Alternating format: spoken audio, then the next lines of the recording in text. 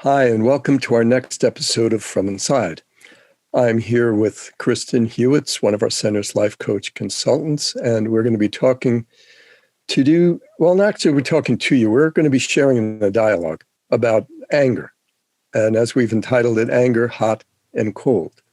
And anger is an interesting emotion. It's sometimes quite the opposite of what Kristen and I were just feeling as we were kidding around before we got started. We were joking around in really good mood, feeling really happy. And as I was thinking about what we'd be talking about, I thought about this is in such contrast to the feelings that I experience personally, and I know many people I've talked to feel similarly. It's a shift of energy from feeling open and safe and happy and connected to feeling yourself pulled in and contained. And then within that, either real hot, you're going to strike out, or real cold, you just freeze up. And if you strike out, that heat warms everyone or burns everyone. And if you bring it all in and freeze up, the people connected to you feel like their umbilical cord has been squeezed. So, that's kind of the imagery and kind of the things we'll be having this dialogue about. And as a listener, your job, or watcher, your job is to just listen to what our dialogue brings up within you. And if you begin to find yourself daydreaming about something, it's probably more important you go with that daydream than it is to stay focused on the words that we're saying.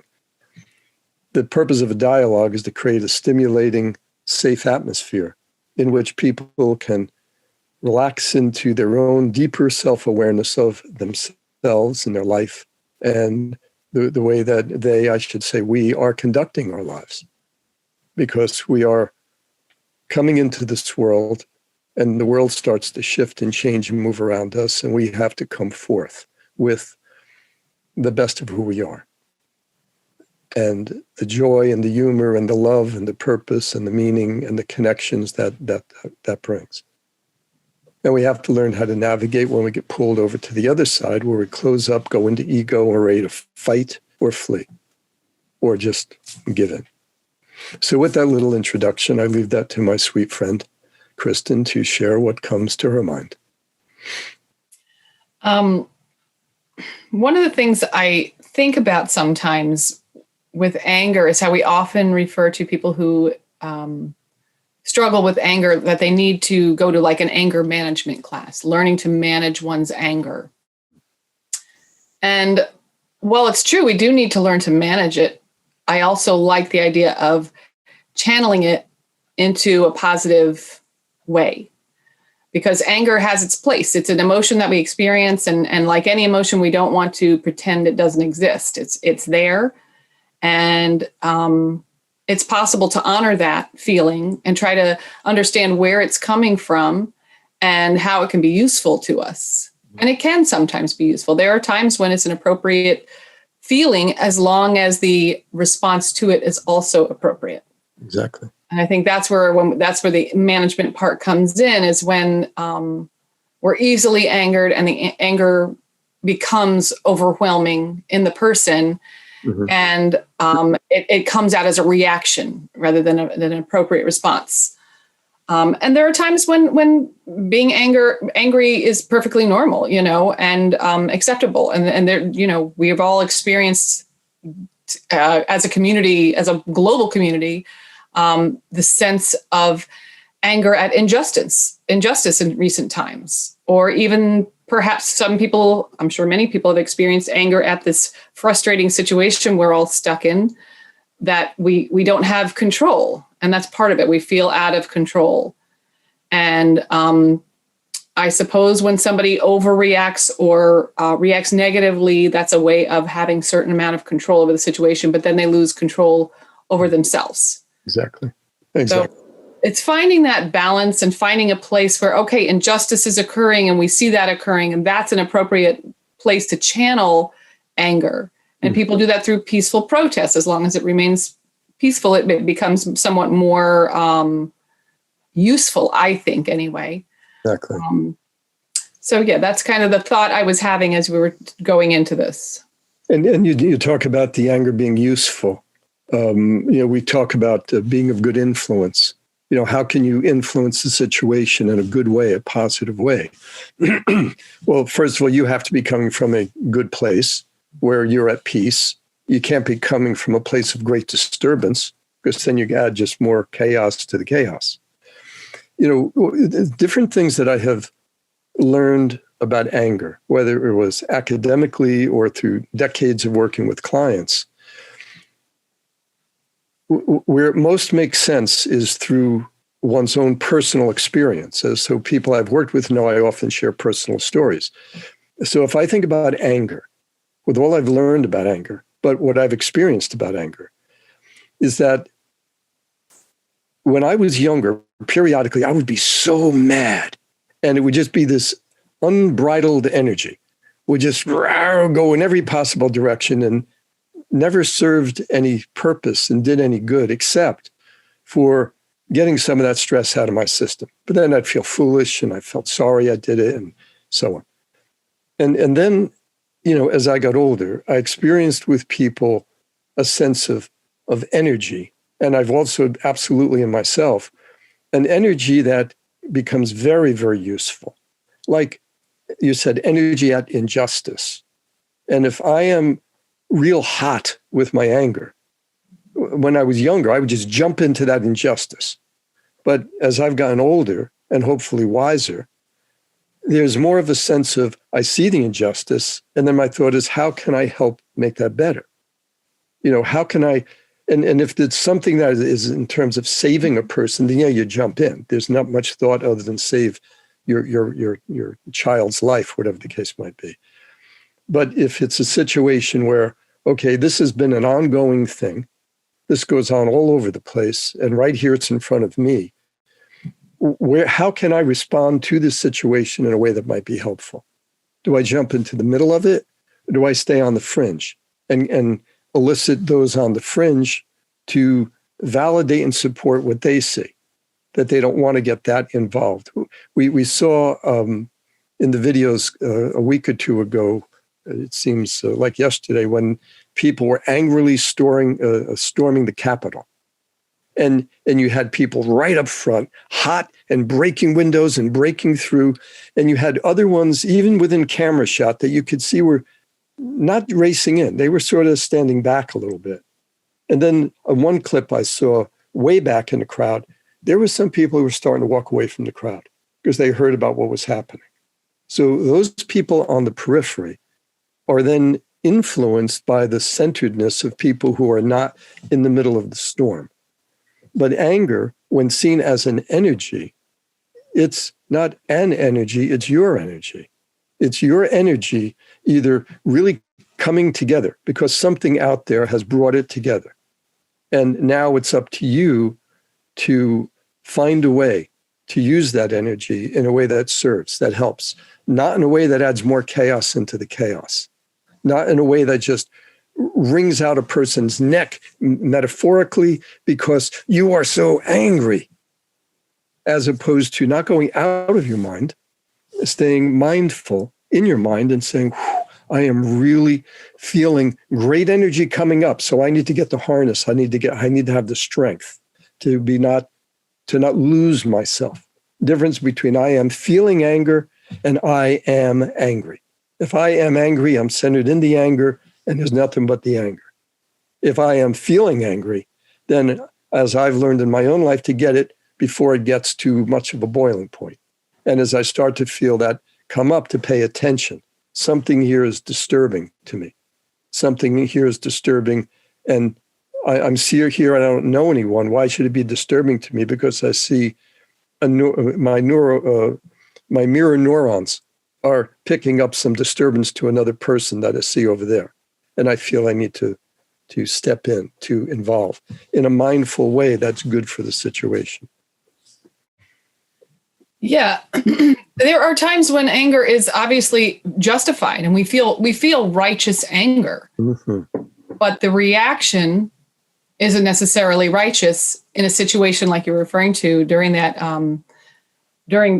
again, watching people scale the walls of the Capitol building and break windows and threaten people and hurt people and desecrate our national, a national building that is so important to us as a nation, was very upsetting to a lot of people. So while I understand that there was a sense of anger to people who felt their anger was righteous, that did not necessarily give them the right to react in that way that was so damaging and dangerous and frightening. Right.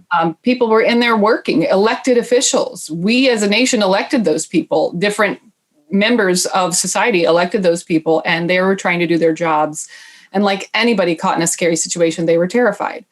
And there was nothing righteous about the way that they went about that. There are ways to, like you're saying, positively channel one's anger. But that's true of so many emotions. And we've talked about this in the past. If we're feeling grief, sadness, depression, whatever those feelings might be, there are ways to help move through that. It doesn't mean we negate the feeling or pretend that the feeling doesn't exist. It's there. Exactly. But there are ways to think about, okay, how can I be, as you said, a positive influence in this situation? And that takes practice. And it's why I talk to people about whether it's healthy distance, meditation. These things are practices. They are not goals to reach. We never reach that goal because we are human and therefore, by definition, imperfect. Exactly. So it doesn't mean that I will never feel like I want to, if in a situation where I feel angry, I might want to snap at somebody or yell. And as you pointed out, in that moment, if I lose my mind in that moment, I get a brief sense of relief, but the following sense is overwhelming and tiring, and the guilt, and that lasts a lot longer than that instantaneous, whew, got that out of my system. And you mentioned about the practices that we have to, we're always practicing. Essentially what we're practicing is being, like exercising and practicing and getting stronger so that I am not my emotion. I don't get sucked into my emotion. When I feel the anger rising, I am aware that the anger is rising, and I fully accept responsibility for responding to that anger. And I say, oh, I better say something, or I better step back, or oh, I better step in. And when you talk about positive anger, as you were saying, I kept thinking, what would be an example from my life of when I felt positive? I had anger and it became something very positive. And the time that comes mostly is when I found what I wanted to go to grad school for. I started talking to people, and people were saying, you can't do that. You can't afford that. You're not going to be able. And my first anger was anger at being told I could not do something that in my heart I knew I wanted to do. And then feeling a little angry at the others who were saying I couldn't do it.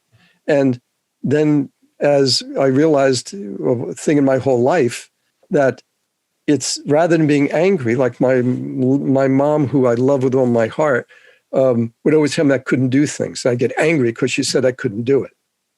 And then even when I got older, she'd still say, you can't do this, you can't do that.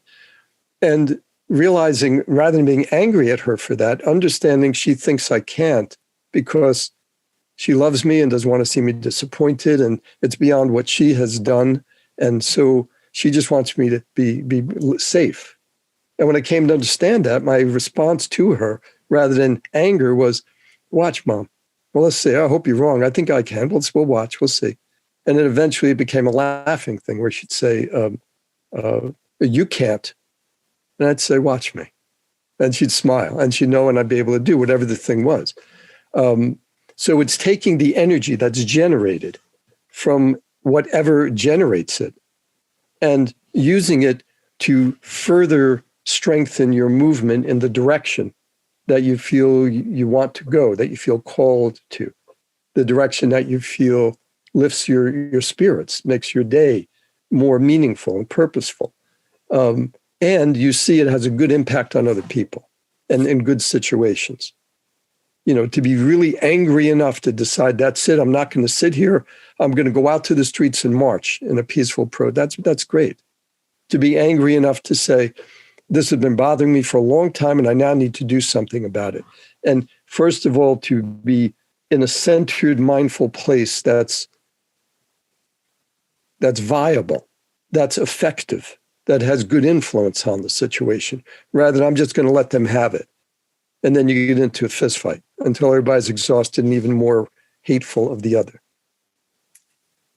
And it makes me think of the Dr. Martin Luther King Jr., who we just celebrated his birthday, and the way that he could so peacefully deal with the oppression. And there were and are so many reasons to be justifiably angry. And yet he had the wherewithal to not only take that step back and look at this in a like, how can I be a positive influence, not only over the people who are being oppressed, but the oppressors as well. Did you send me the poem about the Zen poem about the meditator in the boat? Yes, I did. Yes. The meditator in the boat someone kept coming along and interrupting his meditation, bumping his boat. I don't remember the rest of the story. Do you remember it? He's in the boat and he's meditating and he hears his bump. And then he hears it again. And he hears it again. And then he gets really angry and starts yelling, "You're disturbing." And he opens his eyes and there's no one in the boat. Right. It's like, and he realizes that was a further, I'm going to extend on the story now, that was a further sign that he has to do even better at his meditation. Well, the anger was within him. It wasn't coming from the outside. That was the recognition he came to. Yes. The anger was within him. And that is always true to an extent. Like, while a person can be oppressed, and that's a terrible, terrible injustice, they are not the problem. Mm-hmm. It's the other people, the oppressors, the fear in the oppressor. That is the actual problem. If one listens to the terrible things that I've been hearing on the news from these white supremacist groups, and it is shocking and appalling. And but I'm sorry?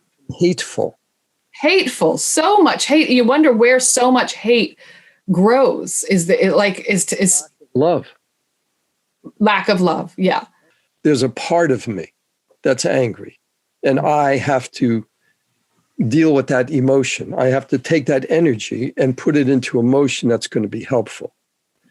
Wow, this is a lot easier said than done, because if one is themselves stressed, not feeling loved, feeling angry, feeling ready to fight or flee or just give in, you've got all these dynamics, these energies going on, and something happens and they're at their edge, and you put that straw that just broke the camel's back and now they snap because this is all built up, rather than learning to find a way to not only get to, but stay in as much as you can, that peaceful place, to be at peace, so that if from the peace you're aware there's anger rising, I can be aware of it, and I need to accept that anger rising, and I need to do something with it. Maybe just let it go, and maybe take it and use that energy in another direction that gets me through this hard time. Angry at the pandemic. Okay, you can sit there waving your fist, or you can say, all right, I'm not going to let this compress me into a little ball. I'm going to create as much healthy, balanced space around me as I can, with the life that has routine and things are in order as best I can, and have that little space. I remember this survivor story I heard of this woman during the apartheid in Africa. She was in a bathroom with, I think, 7 other people for a couple of months. And the way they survived in that was they were very loving people and were just always respectful of each other's space. And they'd sing songs, and they'd allow each other certain turns, so they'd be a little more, my gosh, to be able to live in such a place of truth, saying, here's where I am, and I will make the best of this, rather than this isn't what I want in the way it's supposed to be, and it's everybody else's fault. But this is anger within the unaccepting and the raging against. It's energy, emotion. And we all need to have emotion. And sometimes to have that emotion there and strong and able to push through without doing any unnecessary harm to save what requires being saving. That's, the Joseph Campbell's The Hero's Adventure kind of thing. Mm-hmm. So why don't you wrap this up for us? So we'll let everyone go back to what they were doing. Hopefully a little more thoughtful, mindful, aware of their own energy. So the idea of anger having different properties, different values, the ability for each person to find a way to manage their own anger, their own feelings, to be able to dilute when necessary, that sense. I know for me personally, if I'm faced with, if I feel that someone is treating my child, in particular, one of my children badly, that's a trigger for me. So that's where I know that I might not be my best self. So the best thing for me to do to dilute that sense of anger is to take a break, go for a walk, whatever I need to do, and come back to it with a cooler head. And you take the walk and you're doing these things that enable you to be more centered. You probably would have known even before the person began that something was amiss here. And you would have started to instinctively move right into it and do whatever it is that you need to do. I heard it once described as the difference between anger with the heart open and anger with the heart closed. Anger with the heart open is righteous anger from your soul. Anger with the heart closed, that's from your ego. Right. And so we're always between those, and we're always looking for that center point where we are able to say, from this position, I can perceive and respond to what's going on around me. But if I'm off center, if I'm exhausted or I'm preoccupied or I'm whatever is off center, then you're not going to have as helpful, good a response as you might have if you've just been away at a spa for 3 weeks and you've been on vegetarian massage. So that's not the way we live our lives. So we do the best that we can with these ideals in mind so that we can sort of stay aware of the level of influence that we're having, and certainly always want to make it be positive. Mm-hmm. And continuing to always, in every way, in every area, to continue to practice that healthy distance. So if a person or a situation invokes the sense of anger, yes, that we can look at it with a bird's eye view almost, with the ability to say, okay, this isn't personal. right. Even if that was the intent from that person or that situation, it isn't really personal because this is about that situation or this is about that person, and it isn't about me or anything I've necessarily done or anything particularly wrong with me. And that's something that for me over time has really helped me, even in the moment, be a lot calmer in situations, because I, like you, used to be quite the, hothead. But I've grown from there. And you're describing, you grew up, your spirit grew up from there, your anger with the heart open, Mm-hmm. The overview, healthy distance. The most important word in here is healthy. Mm-hmm. We're not saying detachment, be ice cold and unconcerned and all wrapped up in your own stuff, but healthy distance, the distance at which you can be of service.